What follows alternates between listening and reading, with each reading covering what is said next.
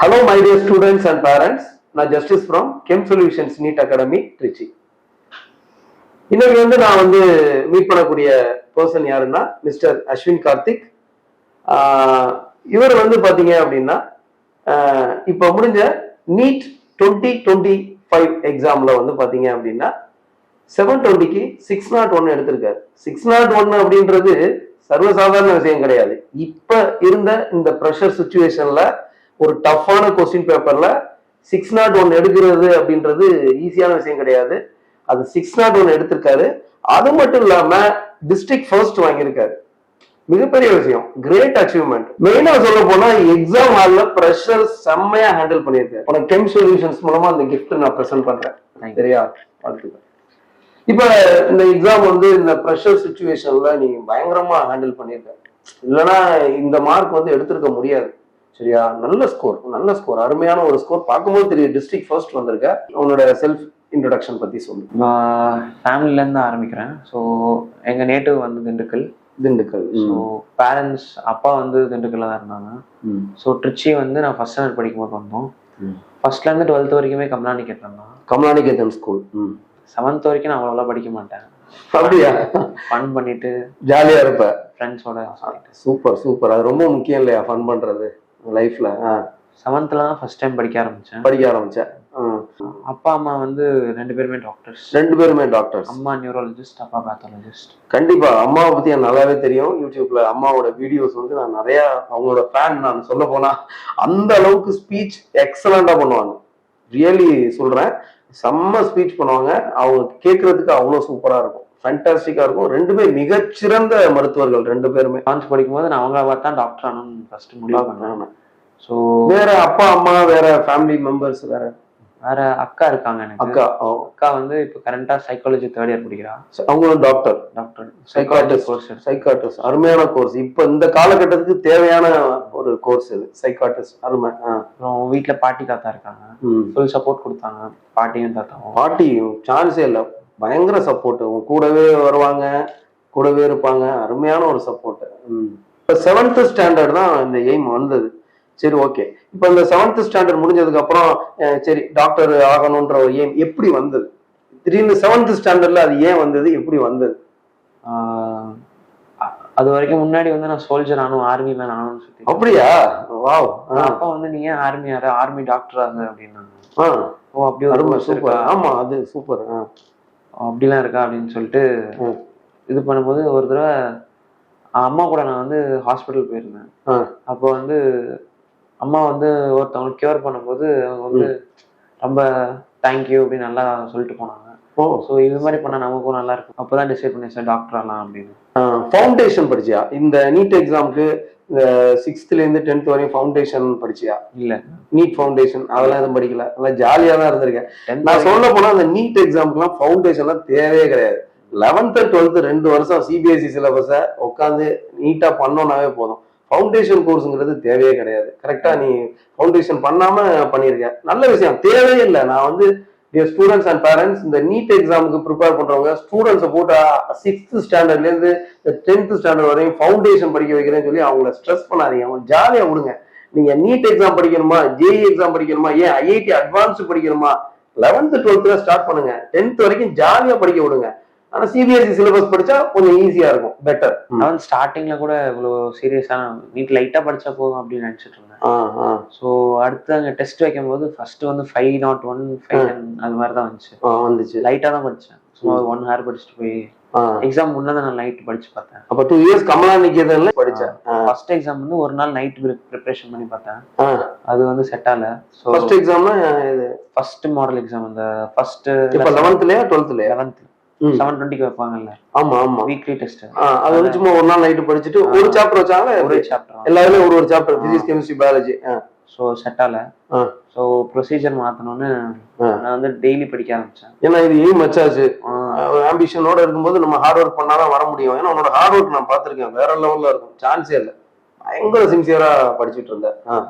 அப்புறம் டெய்லி ஒரு 6 hours படிக்கணும் அப்படின்னு சொல்லிட்டு காலைல 6 o'clock எழுந்திரிச்சு ஸ்கூல் போற வரைக்கும் படிச்சுட்டு போயிட்டு, ஸ்கூல் 5 o'clock முடியும்.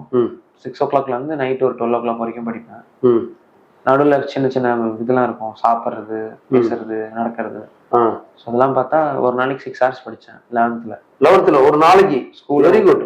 இப்போ நீட் எக்ஸாமுக்கு நம்ம ப்ரிப்பேர் பண்றோம்னா, இப்போ கரண்ட் பேட்ச், இப்போ நீ வந்து கரண்ட் பேட்ச்ல அச்சீவ் பண்ணிருக்க, மிகப்பெரிய விஷயம் தான். அதுல வந்து பாத்தீங்கன்னா ஒரு நாளைக்கு 6 மணி நேரம் படிக்கணும். என்ன ஸ்டூடெண்ட்ஸ் எல்லாத்துக்குமே நான் தான் சொல்லுவேன், 6 hours படிக்கணும். நீங்க ரிப்பீட்டர்ஸா இருந்தாலுமே கிளாஸ் வந்து டே டைம்ல அட்டன் பண்றீங்கன்னா ஒரு நாளைக்கு 6 hours படிக்கணும். அது ரொம்ப ரொம்ப முக்கியம். இப்ப கெம் சொல்யூஷன்ஸ்ல வந்து பாத்தீங்கன்னா நம்ம வச்ச மாக் டெஸ்ட்ல நீ வந்து கோல்டு காயின் வாங்கின, செகண்ட் பிளேஸ் வாங்கின, சரியா? மணிகண்டன் அப்படின்ற பையன் வந்து ஃபர்ஸ்ட் பிரைஸ் வாங்கினா, நீ செகண்ட் வாங்கின gold coin. Really appreciate you. So question paper ஸ்டாண்டர்டாக இருந்தனால நான் வந்து கெம்ஸ் மாக் டெஸ்ட் எழுதுவோம் அப்படின்னு சொல்லி. மாக் டெஸ்ட் எழுதுவோம். அதுவும் தவனேஷ் வந்து எழுதலாம் வராங்க. நாங்கள் 2 பேரும் வந்தோம். கொஸ்டின் பேப்பர் நீங்கள் கொடுத்த எல்லாத்தையும் போட்டு பார்த்தேன். ஃபர்ஸ்ட் எழுதும்போது மார்க் கம்மியாக தான் இருந்துச்சு. ஏன்னா பயாலஜி நான் நிறைய மெமரி பண்ணல, புரிஞ்சு படிப்போன்ற கான்செப்ட். ஸோ கெமிஸ்ட்ரியும் என்சிஆர்டி படிக்கல. ஸோ நம்ம இந்த மிஸ்டேக்ஸ் வச்சிருக்கோம்னு அவங்க மார்க் டெஸ்ட் எழுதும்போது கண்டுபிடிச்சோம். நமக்கு இன்னும் நிறைய தெரியல அப்படின்னு நினைச்சேன் அந்த கொஸ்டின் பார்க்கும்போது. அப்புறம் வந்து ஒரு நோட் எடுத்து எங்கெங்க என்னென்ன கான்செப்ட், என்னென்ன பேரா நம்ம மெமரி ஸ்ட்ரென்தன் பண்ணணும்னு சொல்லிட்டு மெமரி ஆரம்பிச்சிட்டேன். மார்ச்ல வந்து திருப்பி பயாலஜி ஒரு ரவுண்ட் ஆரம்பிச்சேன். அப்போ வந்து மெமரி எல்லாத்தையும் ஸ்ட்ரென்தன் பண்ணிட்டு அடுத்து கொஞ்சம் கொஞ்சமா மார்க் இன்க்ரீஸ் ஆச்சு. அதுக்கப்புறம் பிசிக்ஸ்ல வந்து கொஸ்டின்ஸ் இன்னும் நிறைய எக்ஸ்போஸ் ஆச்சு. புது மாடல்ஸ்லாம் வந்துச்சு. அதை எழுதி வச்சுட்டு எரர் நோட் போட சொல்லுவாங்க. பட் ஆனால் அது எனக்கு இல்லை, கொஞ்சம் லேசியா இருந்ததுனால கேம் ஸ்கேனர்ல வந்து பிடிஎஃப் மாதிரி போட்டு அதுலயே மார்க்கிங் பண்ணி வச்சு. இப்போ நம்ம கெம் சொல்யூஷன்ஸ்ல வந்து பார்த்தோன்னா ஆல்மோஸ்ட் வந்து 26 டெஸ்ட் ஃபுல் டெஸ்ட் எழுதியிருக்கேன். எந்த டெஸ்ட்டுமே தவறாம எல்லா டெஸ்ட்டுக்கும் வந்துடுவேன், பக்காவா நீ இது பண்ணுவேன். இதுல வந்து உன்னோட மார்க் வந்து பார்த்தோன்னா கெம் சொல்யூஷன்ஸ்ல நீ எடுத்த மார்க்கு மொத்தம் 26 மார்க் டெஸ்ட் எழுதியிருக்க. அதுல 660, அடுத்து 641, 645, 676, 660, 655, 655, திரும்ப 655, 685, மேக்ஸிமம் 690 வரைக்கும் எடுத்திருக்க.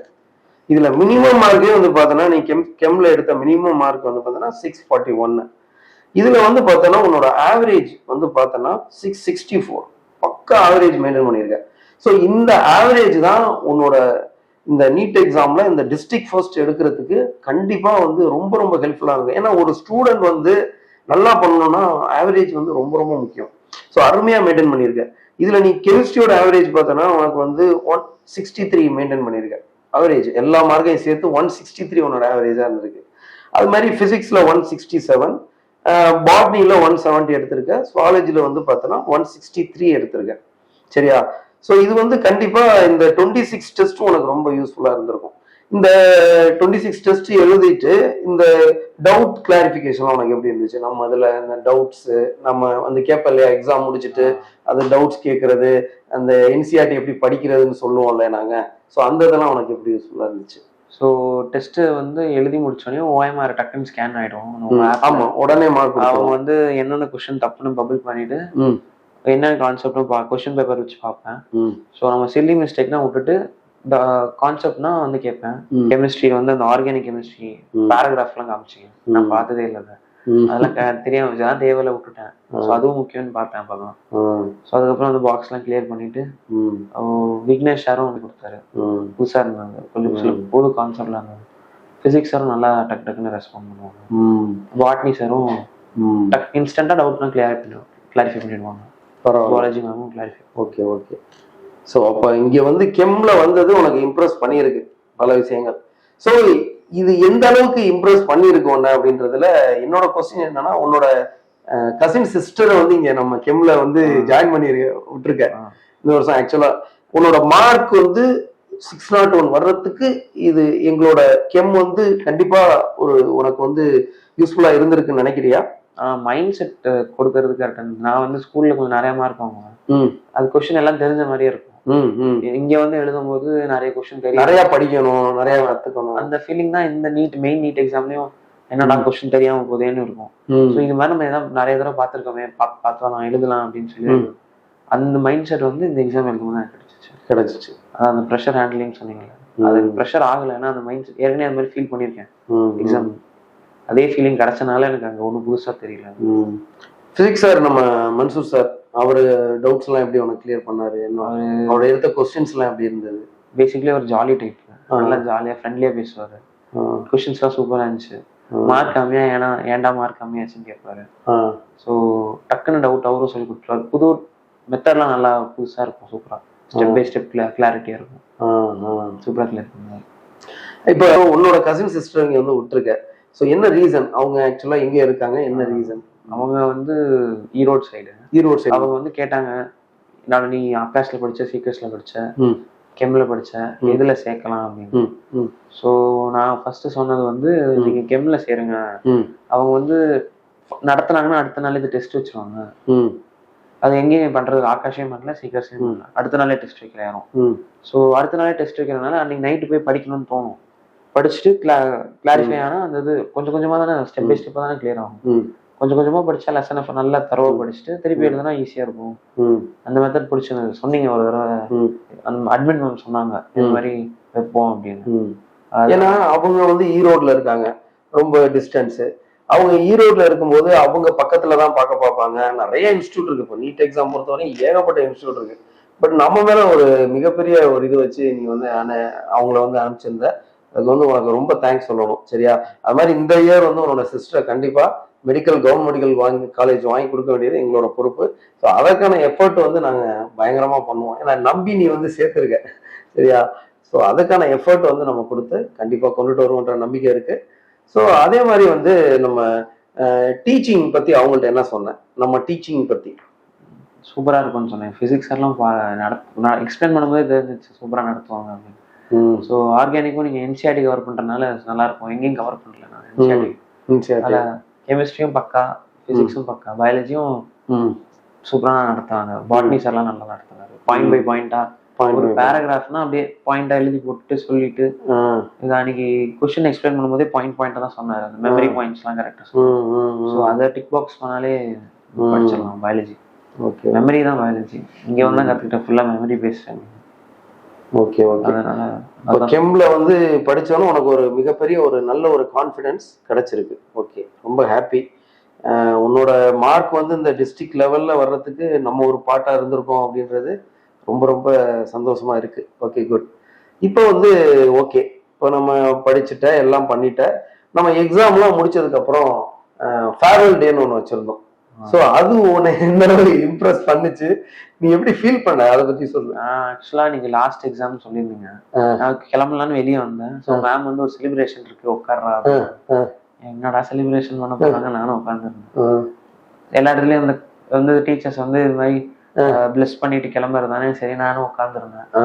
ஸோ இங்க வந்தோடனே டான்ஸ், மெமிக்ரி, புதுசா சீட்லாம் வச்சு எடுத்து நல்லா ஜாலியா இருந்தது. சிரிச்சுட்டே இருந்தேன், ஃபுல்லா சிரிச்சுட்டே இருந்தேன். படிச்சுக்கிட்டே இருந்தேன். மாசம் ஃபுல்லா சீரியஸா இருந்துட்டு டக்குன்னு நீட்டுக்கு ஒரு சாட்டர்டே முன்னாடி தானே. ஆமா ஆமா. அப்போ வந்து ஒரு 7 நாளைக்கு முன்னாடி, 8 days. அப்போ வந்து ஃபன்னா இருந்தது, டான்ஸ்லாம் இருந்தது, கேக்லாம் கொடுத்தீங்க, நல்லா என்ஜாய் பண்ணிட்டு புதுசா இருந்தது, நல்லா இருந்தது, ரொம்ப என்ஜாய் பண்ணேன். அது உனக்கு வந்து மைண்ட் ரொம்ப ஃப்ரெஷ்ஷா இருந்திருக்கும். அது முடிச்சுட்டு ஒரு ஸ்ட்ரெஸ் ஃப்ரீயா இருந்திருக்கும். அதனாலதான் அதை நம்ம பண்றது எப்போதுமே நல்லா டிஃப்ரெண்டா பண்ணியிருந்தோம். ஓகே, அது உனக்கு ரொம்ப நிறைய பேர் இம்ப்ரெஸ் பண்ணிருக்கு. நிறைய பேர்த்தோட பேசினேன் இன்னைக்குதான். சாயந்தரம் வந்துட்டு போகல, பேச முடியல. அன்னைக்கு கொஞ்சம் பேர்த்துட்டு நல்லா பேசினேன், கொஞ்சம் நல்லா ரிலாக்ஸ் ஆயிட்டேன். ஸோ அது கண்டிப்பா அந்த ஸ்ட்ரெஸ்ஸை ஹேண்டில் பண்றதுக்கு இந்த இன்சிடென்ட் வந்து உனக்கு யூஸ்ஃபுல்லா இருக்குன்னு நினைக்கிறேன் எக்ஸாம் ஹால்ல. சரி, இப்போ முடிச்சுட்டு போயிட்டு அந்த 7 நாள் இருந்துச்சு இல்லையா, அந்த 7 நாள் படிச்சியா இல்ல அதுக்கப்புறம்? ஏன்னா ஏகப்பட்ட மார்க் டெஸ்ட் எழுதினேன், ஸ்கூல்ல வச்சிருப்பாங்க, இங்க வந்து எழுதினேன், ஏகப்பட்ட இது எழுதினேன். இந்த முடிஞ்சதுக்கு அப்புறம் நீ வீட்டுல போயிட்டு அந்த 7 நாள் வந்து எக்ஸாம் எழுதுனியா இல்ல படிச்சியா, எப்படி படிச்ச? அந்த லாஸ்ட் 2 monthsலயே வந்து வீக்கர் ஏரியாஸ், மெமரி ஏரியாஸ்னு பிரிச்சு நோட் போட்டு எழுதிட்டேன். Super. Weaker areas, memory areas note சொல்லி பார்க்கணும். அதான் நோட்டை பாதியா பிரிச்சு வீக்கர், மெமரின்னு எழுதிட்டேன். Topic, paragraph. அதுல வீக்கர்னா அது என்ன பண்ணுவேன் அந்த ஏரியால? வீக்கர்னா क्वेश्चंस போட்டு. புதுசா இருக்கு, எனக்கு புதுசா இருக்குது. நிறைய நான் எரர் நோட் போட சொல்லுவேன்.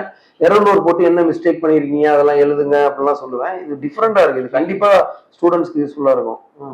வீக்கர் ஏரியாஸ் அப்படின்னா பார்த்தோன்னே நமக்கு எப்படி போகணும்னு தெரியாது, இன்ஸ்டன்டா தோணும்ல. எக்ஸாம்பிள் சொல்லு. இதுல பிசிக்ஸ்லயா இல்ல பிசிக்ஸ், கெமிஸ்ட்ரி, பயாலஜி? கெமிஸ்ட்ரியில எப்படி வீக்கர் ஏரியா கண்டுபிடிப்ப? பார்த்தோம்னா இப்போ ஒரு ஆர்கானிக் ரியாக்ஷன் இருக்குன்னா இப்போ நம்ம வந்து அதை எழுதி பார்த்து கண்டுபிடிக்கிறதோட மைண்ட்லயே சொல்லி டக்கு டக்குன்னு ஆமா ஆமா கண்டிப்பா ஸ்பீடா பண்ணிடலாம். கார்போகேட்டைன் மெக்கானிசம் யோசிக்கிற டைம் இருக்குல்ல, அதை கம்மிப்படுத்துறதுக்காக வீக்கர் ஏரியாஸ் டைம் அதிகமாச்சுன்னா வீக்கர்னு போட்டுருவாங்க. ஓ சூப்பர். கொஸ்டின் அப்ப வந்து இன்னும் நல்லா கான்சென்ட்ரேட் பண்ணி படிப்பியா?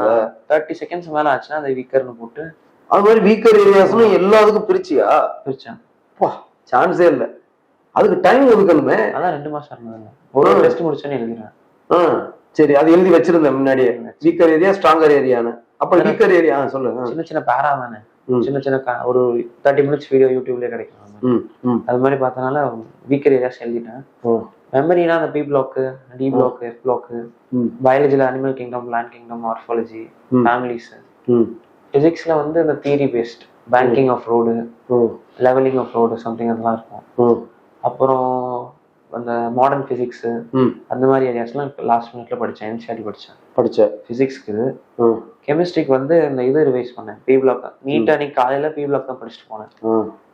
டி பிளாக்கு அதெல்லாம் படிச்சுட்டு, பயாலஜி வந்து மெமரி மட்டும் சொல்லி பார்த்துட்டு அவ்வளோதான். இதுதான் பண்ணேன். Super super. நான் ரொம்ப இது பண்ணி படிக்கல லாஸ்ட் 7 days, கொஞ்சம் கம்மி பண்ணிட்டு டைம் படிக்கிறது. நைட்லாம் நல்லா தூங்கிட்டேன். கொஸ்டின்ஸ் எதுவும் போட்டு பார்த்தியா? பண்ணல. கொஸ்டின்ஸ் எதுவுமே போட்டு பார்க்கல. வீக்கர் ஏரியாஸ் எழுதுனதுல போட்டு பார்த்தேன். அதுல போட்டு பார்த்தேன். டெஸ்ட் எதுவும் எழுதல? எதுவுமே எழுதல. இப்ப எக்ஸாமுக்கு முந்தின நாள் நைட் வந்து எவ்வளவு நேரம் தூங்குனேன்? முந்தின நாள் நைட் நான் 7 o'clock கூட படிக்கிறத ஸ்டாப் பண்ணிட்டேன். 7 மணிக்கு ஸ்டாப் பண்ணிட்டு பேரண்ட்ஸோட வாக்கிங் போயிட்டேன் வெளியில. எப்போதும் வாக்கிங் போவீங்களா? டெய்லியும் போவோம் பேரண்ட்ஸோட. நைட்டு சூப்பர்ப்பா. ஒரு 3 hours நடந்தோம். இங்க அந்த ஸ்டூடெண்ட்ஸ் ரோட்லயா? அங்க நடந்தோம். அப்புறம் எங்க ஸ்ட்ரீட்ல ஸ்டூடெண்ட்ஸ் ரோட்லயும் போவீங்க? அங்கேயும் நடந்துட்டு. எந்த ஏரியா ஆக்சுவலா நீங்க இருக்குது? Bharathi Nagar. Bharathi Nagar Bishop Heber college opposite. Walking போயிட்டு டிஸ்கஸ் பண்றோம் சும்மா. அம்மா வந்து ஒரு 2 வருஷம் படிச்சிருக்கேன், நாளைக்கு தான் எல்லாம் அப்படின்னு சொன்னாங்க. ஒரே நாள் தான், 3 hours தான், முடிச்சிட்டா ஃபன்னா அப்படின்ட்டு இருந்தாங்க. ஆமா, நல்ல மார்க் இருக்கணும். நான் நீட் இவ்வளவு கஷ்டமா வரும்னு தெரியாது. யாருமே எதிர்பார்க்கல. 70 மேல எடுத்துடணும் அப்படின்னு டார்கெட் பண்ணிருந்தேன். ஓகே, ஒரு கொஸ்டின் கூட தெரியாம போனா கூட நம்ம ஃபீல் பண்ணுவோம்ல அப்படின்னு இருந்தேன். பார்த்துக்கலாம், அது எக்ஸாம்ல பார்த்துக்கலாம் அப்படின்னு சொல்லி பண்ணேன். அப்புறம் எங்க பாட்டி கூட கொஞ்ச நேரம் பேசிட்டு, தாத்தாட்ட பேசிட்டு, நைட்டு தூங்க போறதுக்கு முன்னாடி நாளைக்கு காலைல என்ன பண்ணணும்னு மட்டும் எழுதி வச்சுட்டு போய் படுத்துட்டேன். 11 o'clock போய் படுத்துட்டேன். 11 o'clock போய் தூங்கிட்டேன். ஒரு 1 hour வரல. நீ வந்து பார்த்தனா ஆக்சுவலா நீ வந்து நான் உன்னை பார்த்த வரைக்குமே இப்ப நம்ம இதுல நீ வந்து ஒரு 26 ஃபுல் டெஸ்ட் எழுதியிருக்க. அதுல ஒரு 9 times 7 to 9 டைம் நீ ஃபர்ஸ்ட் மார்க் வாங்கியிருக்க. மற்ற நேரம் மற்றவங்க வாங்கியிருக்காங்க. நான் அவனை கூப்பிட்டு நான் சொல்லுவேன், தம்பி நீ ஃபர்ஸ்ட் மார்க் வாங்கியிருக்கடா அப்படின்னு சொல்லி நான் உன்கிட்ட சொல்லுவேன். நீ வந்து அப்படியா சார், சரிங்க சார் அப்படின்ட்டு போயிடுவேன். அடுத்த நாள் வந்து நீ ஃபர்ஸ்ட் மார்க் வாங்காத அன்னைக்கு நீ வந்து கேட்ப என்கிட்ட. நான் வந்து யார் சார் ஃபர்ஸ்ட் மார்க் இந்த தடவை அப்படின்னு கேட்பேன். மணிகண்டன், குமுதினி, ஸோ இந்த மாதிரி யாராவது ஜெரின், இந்த மாதிரி ஒரு சில பேரை சொல்லும்போது நீ என்ன பண்ணுவ அப்படின்னா, சூப்பர் சார் அப்படின்னு சொல்லி பயங்கரமா அப்ரிஷியேட் பண்ணுவேன். இப்ப நீ வாங்கும்போது அதை வந்து ரொம்ப அசால்ட்டா எடுத்துட்டு பெரிய இது பண்ணாம அடுத்தவன் வாங்குற மார்க்கை வந்து நீ என்ஜாய் பண்ணுவ. அது எதனால அந்த ஆட்டிடியூடு உனக்கு வந்துச்சு? இல்ல, அது மணிகண்டனா ஃபர்ஸ்ட் இம்ப்ரெஷனே பெஸ்ட் இம்ப்ரெஷனா இருந்தாங்க. ஃபர்ஸ்ட்லயே ஃபர்ஸ்ட் வந்தாங்கல்ல, ஸோ பயங்கரமா படிப்பாங்க. எக்ஸலண்ட், பயங்கரமா பெரிய ஆளு, ரொம்ப பெரிய ஆளு அப்படின்னு நினைச்சு வாங்கினா நல்லா படிப்பான். எக்ஸாம்ல கொஞ்சம் ப்ரெஷர் ஹேண்டில் பண்ணாம விட்டுட்டான். நல்ல ஸ்கோர் எடுக்கக்கூடிய ஆள் தான். தெரிஞ்சது தானே, அவங்க தான் ஃபர்ஸ்ட் வருவாங்க, எப்பயாவது கிடைச்சாலும் வாங்க முடியும். Super super. அப்படி இல்லை, அந்த ஒரு நல்ல ஒரு விஷயம், நல்ல ஒரு ஆட்டிடியூடு, நல்ல ஆட்டிடியூடு. ஏன்னா ஒரு வெற்றியை வந்து ஈஸியா நம்ம எடுத்துக்கிட்டோம் அப்படின்னா ஒரு தோல்வியையும் நம்ம ஹேண்டில் பண்ண முடியும். வெற்றியை ரொம்ப கொண்டாடணும்னா தோல்வியை நம்மளால ஏத்துக்க முடியாது. ஸோ இதை வந்து நீ கடைசி வரையும் ஃபாலோ பண்ண. நான் இதை சொல்லணும்னு அவசியம் இல்லை, ஏன்னா அவங்க அம்மா மிகப்பெரிய டாக்டர். அவங்க பல பேருக்கு அட்வைஸ் பண்ணிட்டு இருக்காங்க, பல பேர் அவங்கள ஃபாலோ பண்ணிட்டு இருக்காங்க யூடியூப்ல. ஸோ டாக்டர் வேணி, அம்மா பேர் டாக்டர் வேணி தானே, நியூரோ டாக்டர் வேணி, அவங்க ஃபாலோ பண்ணிட்டு. அது மாதிரி அப்பாவும் மிகப்பெரிய டாக்டர். ஸோ அப்படி இருக்கும்போது அவங்களே உனக்கு மிகப்பெரிய அட்வைஸ் கொடுத்துருப்பாங்க. ஸோ அதனாலதான் நீ இந்த மாதிரியான ஒரு நல்ல ஒரு ஆட்டிடியூடோட இருக்க. அருமையான விஷயம் அது. சரி, ஓகே. இப்ப எக்ஸாம் வந்து காலையில எத்தனை மணிக்கு எந்திரிச்ச? இப்போ 11 o'clock வந்து நீ வந்து தூங்கணும் இல்லையா காலைல? நான் 9 மணிக்கு தான் எந்திரிச்சேன். ஃபேர்வெல் டே கடைசியா வச்சோம் இல்லையா, கரெக்டா ஃபாலோ பண்ணியிருக்கேன்னு நினைக்கிறேன். எக்ஸாம் சென்டர் எங்க உனக்கு? தந்தை Periyar college, EVR. EVR college. உள்ள போகும்போது பயங்கர கூட்டமா இருந்தது. ஃபுல்லா அந்த ரோடு ஃபுல்லா காரு, மக்கள் ஏஜேன்னு இருந்தாங்க. அப்புறம் நான் வந்து உள்ள போகும்போது அந்த ஆதார் கார்டு எல்லாம் காமிச்சிட்டு உள்ள போயிட்டேன். அதுக்கப்புறம் கொஞ்சம் ஹார்ட் பீட் அடிச்சிச்சு உள்ள போகும்போது, வித்தியாசமா இருந்தது.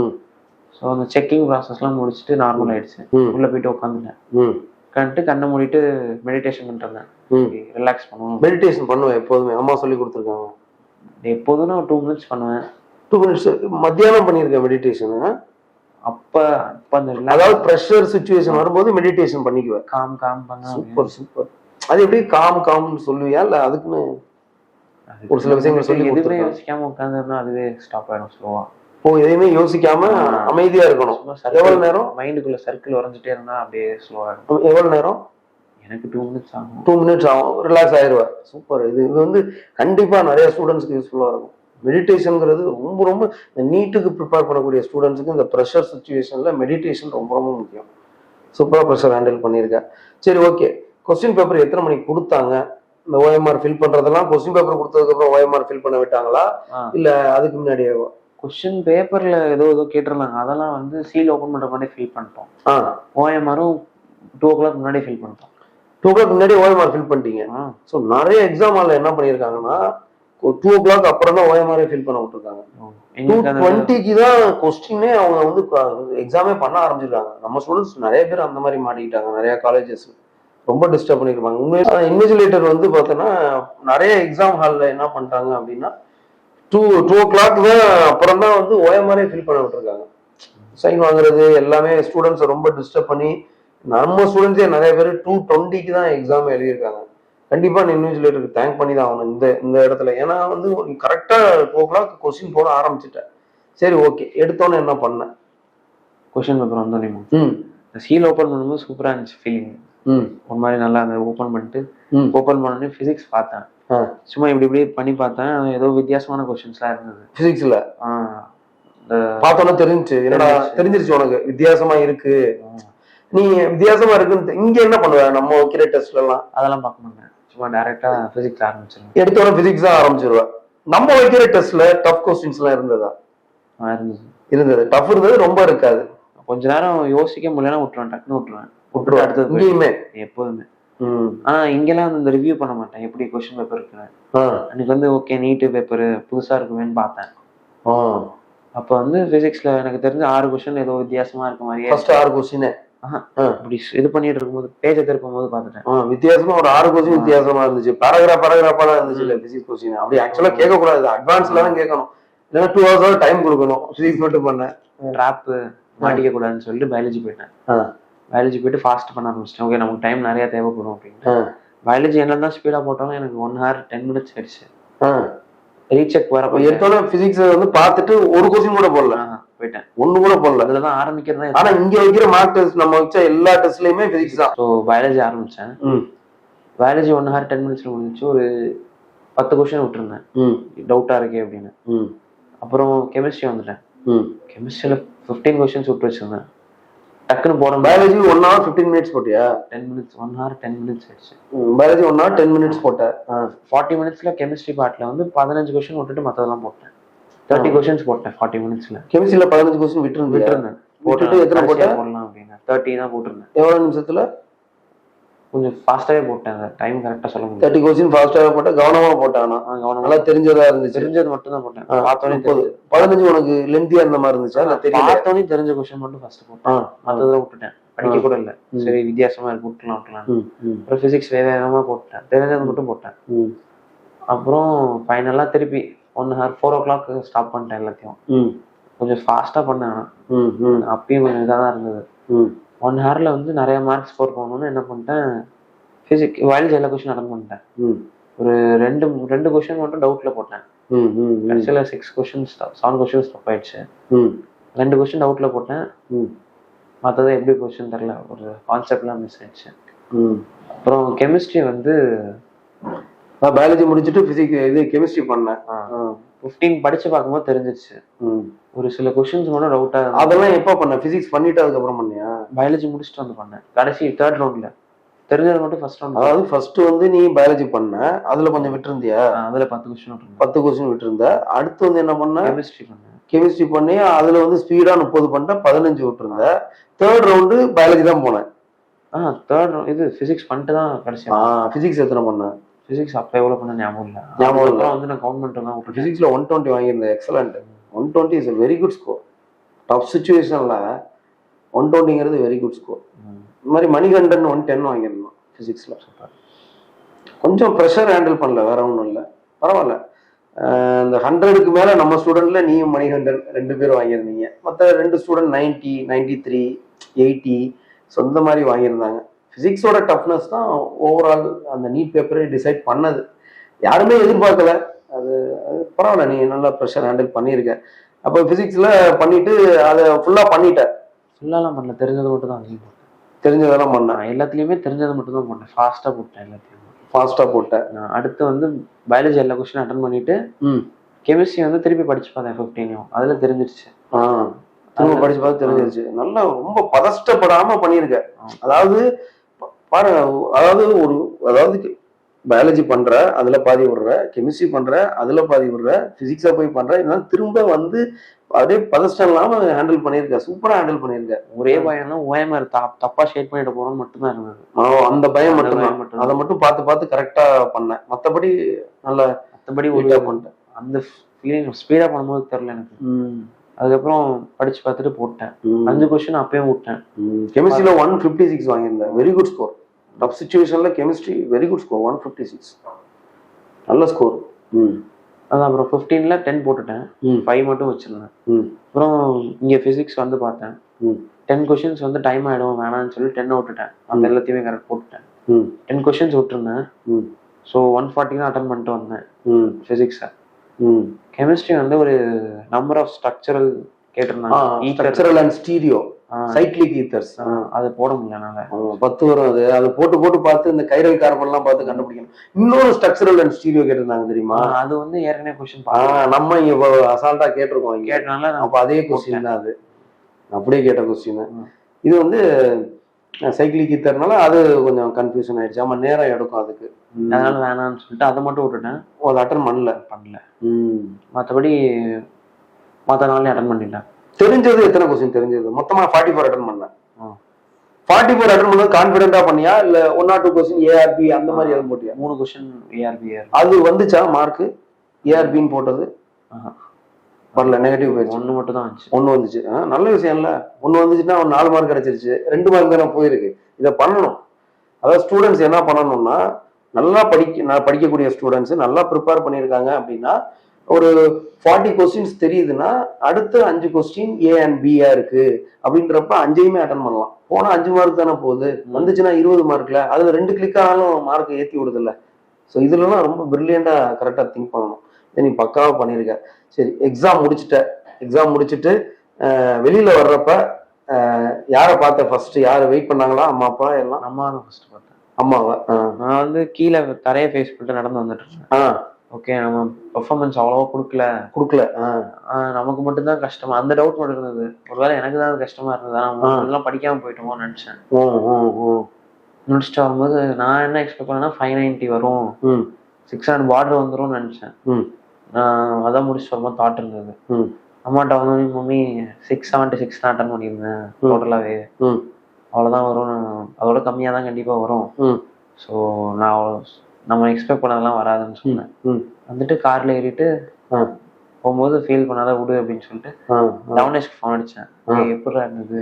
அவனாதான் சொல்லியிருப்பான். எக்ஸாம் எனக்கு மட்டும்தான் கஷ்டமா இருந்ததா? இல்லடா எனக்கும் கஷ்டம் அப்பா. எல்லாருமே அதான், எல்லாமே.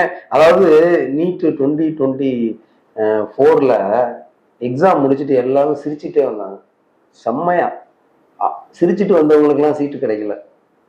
நீட் 2025ல எக்ஸாம் முடிச்சுட்டு அழுதுட்டு வந்தாங்க. அவங்க எல்லாத்துக்குமே சீட் கிடைக்கும். ப்ரிப்பேர் பண்ணி ஹார்ட் ஒர்க் எஃபர்ட் போட்டவங்க தானே அழுதுட்டு வருவாங்க.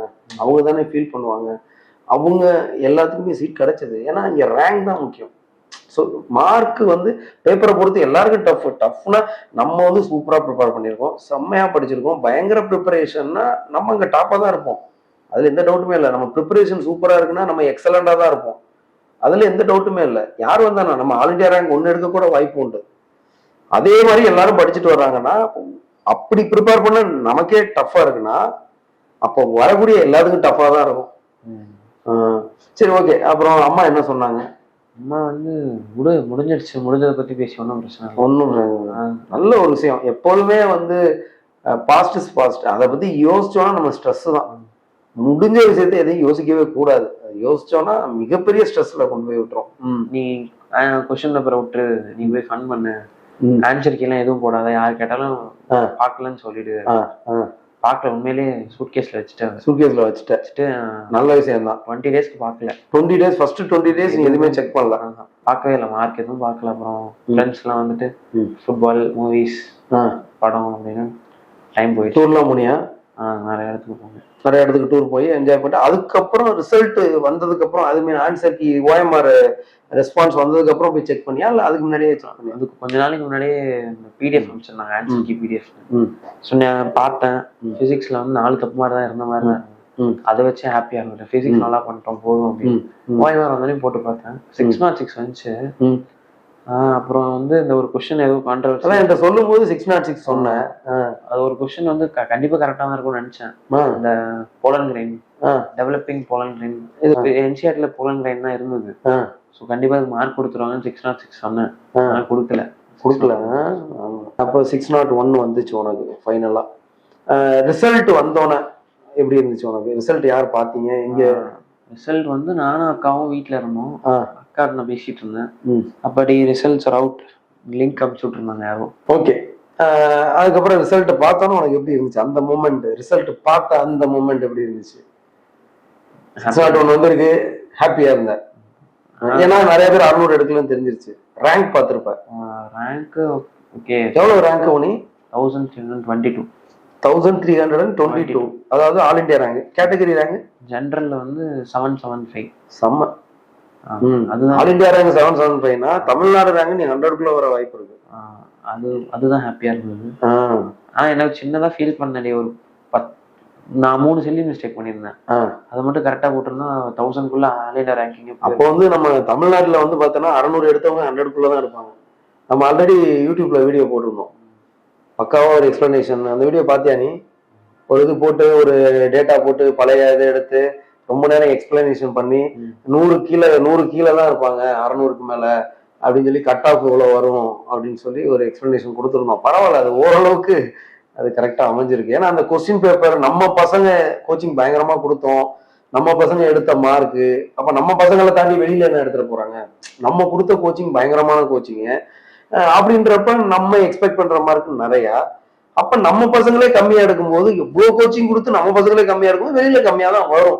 அந்த கான்பிடென்ட்ல தான் கட் ஆஃப் பத்தி கிளியரா நான் சொல்லியிருந்தேன். 600க்கு மேல வர வாய்ப்புகள் ரொம்ப ரொம்ப கம்மி. ஏன்னா இதுல நிறைய பேர் வந்து பார்த்தோன்னா IIT அட்வான்ஸ்டு, ஸோ இந்த மாதிரியான எக்ஸாம்ஸ் வந்து ப்ரிப்பேர் பண்ணுவாங்க, அட்வான்ஸ்டு எக்ஸாம். ஸோ அவங்களாம் என்னன்னா பயங்கர ப்ரிப்பரேஷன். இந்த பிசிக்ஸ்லாம் அட்வான்ஸ் லெவல் கொஸ்டினாக சால்வ் பண்ணியிருப்பாங்க. அவங்க நீட் எக்ஸாம் எழுதுவாங்க. IIT அட்வான்ஸ்டு முடிச்சவங்க என்ன பண்ணுவாங்க, நீட்டுக்கு ப்ரிப்பேர் பண்ணுவாங்க, அட்வான்ஸ் எழுதுவாங்க, JEE எல்லாமே எழுதுவானுங்க. அவங்க என்ன பண்ணிடுவாங்க, இந்த மாதிரி பிசிக்ஸ் கொஸ்டின்லாம் அசால்ட்டா போட்டு போயிடுவாங்க. அந்த மாதிரியான ஸ்டூடெண்ட்ஸ் தான் வந்து இதுல வந்து நல்ல ஒரு ஸ்கோர் வந்து எடுத்துட்டாங்க இந்த நீட் எக்ஸாம்ல. ப்ரெஷர் ஹேண்டில் பண்ணதுதான் மிகப்பெரிய விஷயம். இந்த நீட் எக்ஸாம்ல ஜெயிச்ச அத்தனை பேருமே ப்ரெஷர் ஹேண்டில் பண்ணவங்க தான். ஸோ அது ஹேண்டில் பண்ணிக்கலாம், அதெல்லாம் ஒன்றும் பிரச்சனை இல்லை, பரவாயில்ல. இப்போ டிஸ்ட்ரிக்ட் ஃபர்ஸ்ட்னு தெரிஞ்சதுக்கு அப்புறம் எப்படி இருந்துச்சு? அப்போ இன்னும் கொஞ்சம் சந்தோஷமா இருந்துச்சு. பெரிய விஷயம். உன்னோட ட்ரீம் என்ன? எந்த காலேஜ் வந்து நீ போலான்னு இருக்க? இவ்வளவு நல்ல ஸ்கோர் எடுத்திருக்க இல்லையா? 3 காலேஜ் வச்சிருக்கேன். 3 காலேஜ் வச்சிருக்கப்ப எது கிடைச்சாலும் போயிடலாம். என்னென்ன college? MMC, CMC Vellore. Super. MMC நம்ம லாஸ்ட் இயர் நம்ம பையன் 2 ஸ்டூடெண்ட் இருந்தாங்க. எனிவே கங்க்ராச்சுலேஷன்ஸ், ரொம்ப ஹாப்பி ஃபார் யூ. சரியா? ப்ரௌட் மூமெண்ட், எங்களுக்கு ரொம்ப ரொம்ப ப்ரௌட் மூமெண்டா இருக்கு. உன்னோட மார்க்ல எங்களோட பார்ட் இருக்கு அப்படின்றது எங்களுக்கு ரொம்ப ரொம்ப ஹாப்பியா இருக்கு.